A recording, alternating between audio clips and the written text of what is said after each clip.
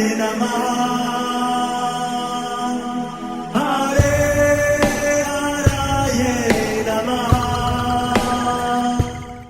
हरे कृष्णा। आज हम भगवत गीता अध्याय 8 श्लोक नंबर 7 सीखेंगे। चलिए शुरू करते हैं।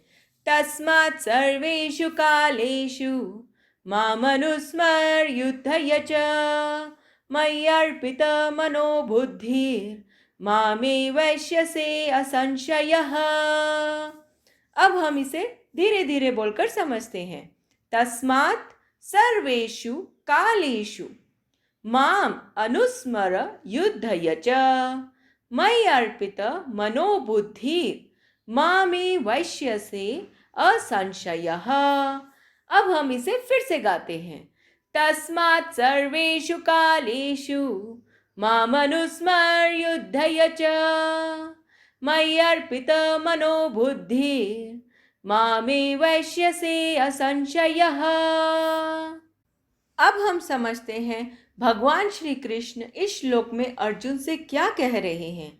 अतएव हे अर्जुन, तुम्हें सदैव कृष्ण रूप में मेरा चिंतन करना चाहिए और साथ ही युद्ध करने के कर्तव्य को भी पूरा करना चाहिए। अपने कर्मों को मुझे समर्पित करके तथा अपने मन एवं बुद्धि को मुझ में स्थिर करके तुम निश्चित रूप से मुझे प्राप्त कर सकोगे। हरे कृष्णा। चलिए अब हम प्रभु जी से इस श्लोक के बारे में और अच्छे से समझते हैं। हरे कृष्णा।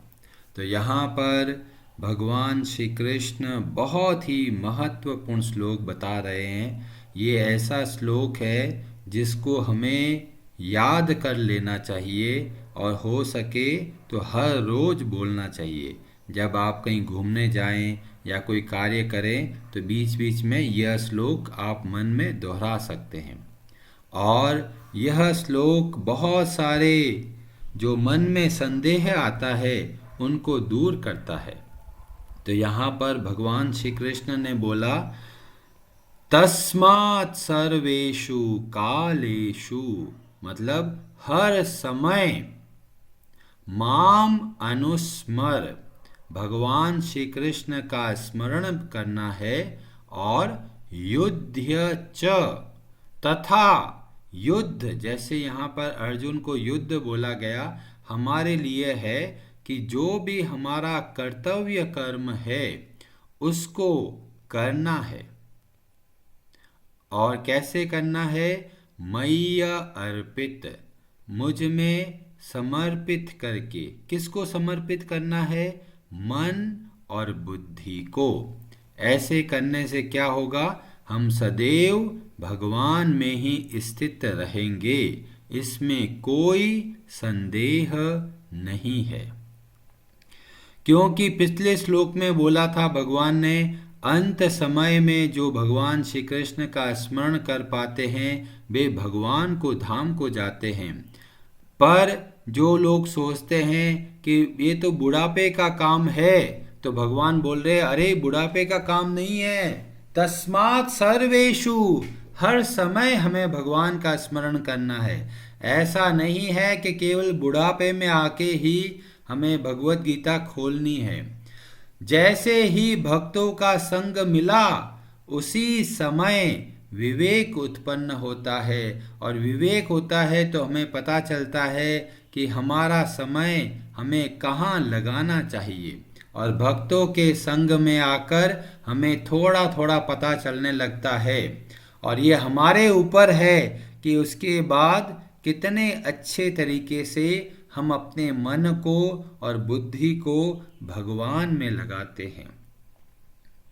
तो अंत समय में याद कब आएंगे? जब हम हर क्षण हर रोज नियम से भगवान की भक्ति के संबंध में कार्य करेंगे। और जैसे जैसे हर रोज कार्य करेंगे तो वैसा वैसा भाव आता रहेगा, और अंत समय में बड़े आराम से भगवान को स्मरण करते हुए भगवान के धाम को जा सकेंगे।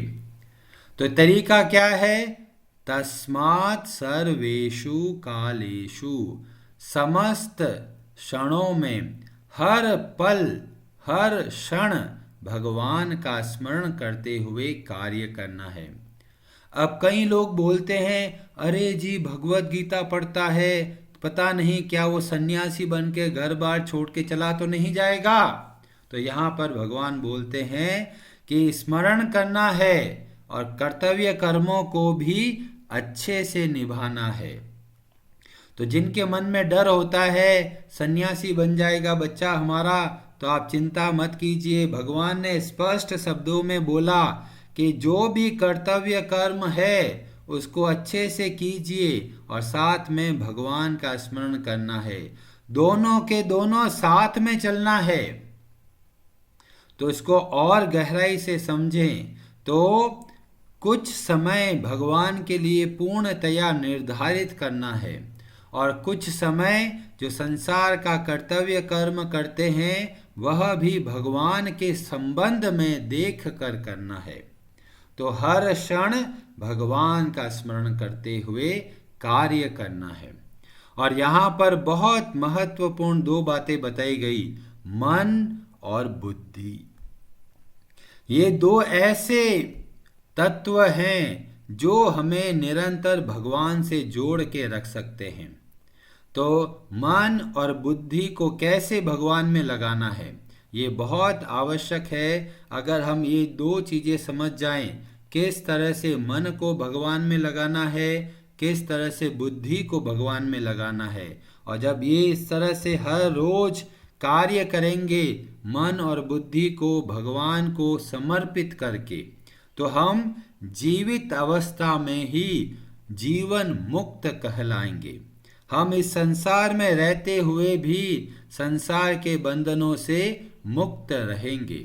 और भगवान इस बात को बहुत जोर देते हैं। 12वें अध्याय में भी 8वें जो श्लोक है उसमें ऐसा ही बताया गया। वहां पर भगवान श्री कृष्ण बोलते हैं, मय्येव मन आधत्स्व मयि बुद्धि निवेशय। मन को भगवान में लगाओ, बुद्धि को भगवान में लगाओ। निवशिष्यसि मय्येव, वो निरंतर मेरे अंदर ही निवास करेंगे। अत ऊर्ध्वम न संशयः, इसमें किसी प्रकार का संदेह नहीं। जब भगवान कोई शब्द को बहुत महत्व देते हैं तब यहाँ पर असंशय, निस्संदेह ऐसे शब्दों का प्रयोग करते हैं। तो उसके पहले जो 2-3 श्लोक थे वो सिद्धांत बताए। यह ऐसा श्लोक है जो हमें बताता है कि हमको करना क्या है। तो यह एक उपदेश वाला श्लोक है और इसको हमें याद रख के अपने जीवन में थोड़ा थोड़ा परिवर्तन करते हुए आगे बढ़ना है। तो मन को कैसे भगवान में लगाएं? जब हम भगवान श्री कृष्ण की लीलाओं का स्मरण करते हैं। और वो कैसे संभव होता है? तो बोला, श्रवण कीर्तन विष्णु स्मरण। भगवान श्री कृष्ण का स्मरण कब आता है? जब हम श्रवण करते हैं और कीर्तन करते हैं, जब हम भगवान श्री कृष्ण के नाम का जप करते हैं और भगवान श्री कृष्ण के भक्तों के माध्यम से ये जो कथाएं हैं उनको सुनते हैं और अपने जीवन में परिवर्तन लेके आते हैं। तो कानों से सुनना नियमित रूप से, तो श्रवण किया, मुंह से भगवान के नाम का जप करना, भगवान का कीर्तन करना, ये 2 चीजें जब करते हैं तो हमारा मन स्वतः ही भगवान श्री कृष्ण में लगता है। और बुद्धि कैसे भगवान में लगेगी? जब भी हमें कोई निर्णय लेना है तो इस बात का ध्यान रखें, भगवान का स्मरण करते हुए निर्णय लेना है। और जब भी निर्णय लेते हैं, डिसीजन करते हैं, तो हमें ऐसे निर्णय लेने हैं जो हमारी भक्ति को बढ़ावा दे। जैसे एक तरफ तो टीवी में पिक्चर आ रही है नेटफ्लिक्स पे, और एक मन बोल रहा है, अंदर से आवाज आ रही है, अरे भगवान के नाम की माला अभी करी नहीं है। अब उस वक्त बुद्धि किसका निर्णय लेती है वो बहुत आवश्यक है। ऐसे जहां पर एक तरफ भगवान की ओर रास्ता जाए, एक तरफ संसार की ओर रास्ता जाए, दोनों में से अगर भगवान का रास्ता मिले तो उनको पहले आप सेलेक्ट कीजिए, चयन कीजिए। इस तरह से हर रोज जो भी आप कार्य करते हो वो अपनी बुद्धि को लगाकर सोच विचार के कार्य कीजिए, क्या यह मेरे को भगवान श्री कृष्ण की भक्ति में बढ़ावा देगा या नहीं देगा। तो इस तरह से हर निर्णय में भगवान का स्मरण रहना चाहिए। इसे बोलेंगे मय्य अर्पित बुद्धि। और मन को भगवान की सेवा में कैसे लगाना है, जब मन बार बार भगवान के बारे में सोचता है। अब कई लोग बोलते हैं कि जी हम लोग कैसे विचार करें। बहुत आसान है। घर में आप जो कार्य करते हैं, ऑफिस में जो कार्य करते हैं, व्यापार में जो कार्य करते हैं, उसको भगवान श्री कृष्ण की सेवा समझ के कीजिए। आपको धंधे पे जाना है, दुकान में जाना है, दुकान का ध्यान रखना है, आराम से भगवान के नाम का जप कीजिए, प्रार्थना कीजिए, भगवान ये मैं कार्य कर रहा हूँ आपकी सेवा के लिए। और आप अच्छे से व्यापार कीजिए, सात्विक तरह से व्यापार कीजिए, अनावश्यक या किसी को धोखा मत दीजिए। और जो भी आपको प्रॉफिट मार्जिन रखना है रखिए, क्योंकि परिवार को चलाना है, खर्चे इतने सारे हैं, तो आपको प्रॉफिट कमाना है तो प्रॉफिट कमाइए, अच्छे से व्यापार कीजिए, धोखाधड़ी मत कीजिए। और उसके बाद में जब शाम को घर पे आए उनको आप भगवान को समर्पित कीजिए। हे भगवान, आज के दिन में जो व्यापार किया वो सब का सब आपके चरणों में समर्पित हो। इस तरह से हम अपने विचारों को भगवान से जोड़ सकते हैं। कई लोग बोलते हैं अरे अब तो हम बूढ़े हो गए, पोते पोतिया ये नाती नातिन इनका ध्यान रखना पड़ता है। आप इनका ध्यान रखिए, पर इनको आप भगवान से संबंधित कथाएं बताइए, भगवान के बारे में चरित्र बारे में बताइए, नाम जप करना सिखाइए। तो इस तरह से आप परिवार में रहते हुए भी भगवान का स्मरण कर सकते हैं। जो घर के अंदर होते हैं, माताएं हैं, खाना बनाते हैं, घर की सफाइयाँ करते हैं, और जो कपड़े हैं धोना है, कपड़े साफ सुथरा करना है, जमाना है घर को, हर कार्य को भगवान की सेवा समझ के कीजिए। इस तरह से हम कार्य करेंगे तो हमारा मन भगवान का स्मरण करता हुआ कार्य करता रहेगा, बुद्धि भगवान में लगेगी, और इस तरह से आराम से हम भगवान में स्थित होकर कार्य कर पाएंगे। कई लोग ऐसा भी धोखा देते हैं। कई लोग बोलते हैं अरे जी हम तो 24 घंटे मन में स्मरण करते हैं भगवान का, सोते भी हम भगवान का ही स्मरण करते हैं। अगर कोई ऐसा बोलता है इसका मतलब वह अपने आप को ही धोखा देता है। क्यों? क्योंकि इस तरह का निरंतर मन में चिंतन बहुत बड़ी अवस्था है और उसको बहुत साधना के द्वारा प्राप्त किया जाता है। तो भले ही कोई हमको कैसा भी बोले, पहला काम है नियमित रूप से बोल बोल कर भगवान के नाम का जप करना। जब हम बोल बोल के करते हैं, ये समय पूरी तरह भगवान में लगाते हैं, तब जाके मन कब कुछ याद कर पाएगा। नहीं तो हमें धोखा ही होगा, हमें लगेगा हम तो 24 घंटे याद करते हैं, पर आप 1000 तक गिनती मन में बोलो, मन में 100 विचार और आते हैं। तो इसलिए ऐसे धोखे में मत रहिएगा जो ये कहते हैं जी हम तो 24 घंटे मन में भगवान की स्मरण करते रहते हैं।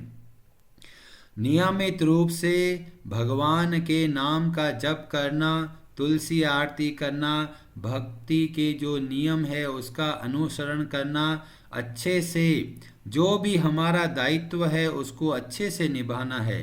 कोई सॉफ्टवेयर इंजीनियर बनना चाहता है, कोई डॉक्टर बनना चाहता है, कोई देश की सेवा करना चाहता है, कोई अपना व्यापार करना चाहता है, कोई जॉब करना चाहता है, आप कीजिए, अच्छे से कीजिए और बहुत बड़े योद्धा बनिए अपने क्षेत्र में। आप बहुत अच्छे डॉक्टर बनिए, इंजीनियर बनिए, भगवान इसको मना नहीं करते।